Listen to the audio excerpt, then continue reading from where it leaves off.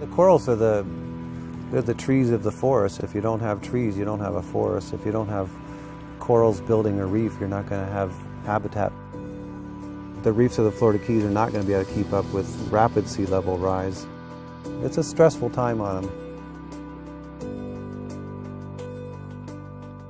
So my obsession for the last 10 years is, how can we grow a lot of coral in a short period of time, and then how can we train, an army of people doing this in Florida, throughout the Caribbean, throughout the world.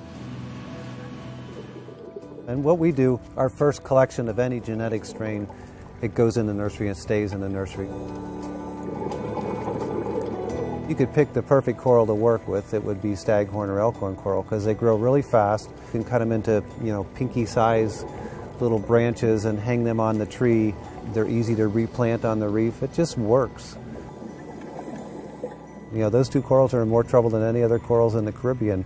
They have the most potential to have a recovery in our lifetime. We try replanting a reef with what we think are maybe heat-resistant corals or disease-resistant corals. Heat stress is primarily the thing that gets them.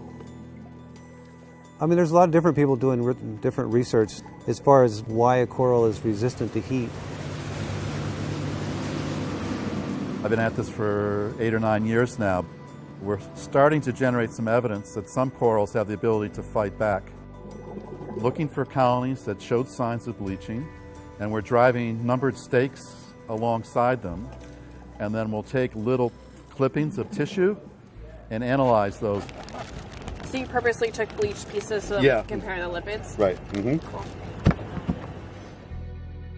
We did some laboratory experiments where we tried to induce bleaching in corals. I feel like this would be a good piece to use because all the tissue is really healthy. Where we increased the temperature of the water up to 30, 31 degrees, and we held those conditions for 2 months, which is like the maximum duration in nature and would have normally resulted in high death of corals, but it didn't.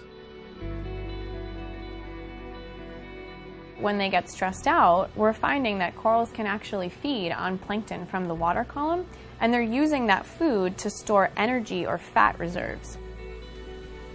We're finding they completely can make up for what they've lost, at least temporarily. So a good analogy is a backup generator that they can turn on when they've lost their primary source. The important part of the field right now is understanding, are there species that are going to be able to bounce back from that stress? So the future of reefs, it's really an open question right now. They've been around for 200 million years, and they've survived at least 8 glacial, interglacial cycles and some other huge extinction events.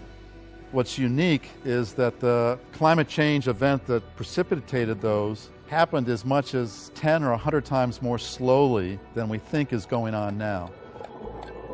People ask me a lot, why am I doing this? And I feel like we can buy a lot of time by intervening now. But if we don't do something now when we have the opportunity, then we won't have the opportunity in 20 or 30 years. We won't be able to start doing a lot of this because we'll have lost too much.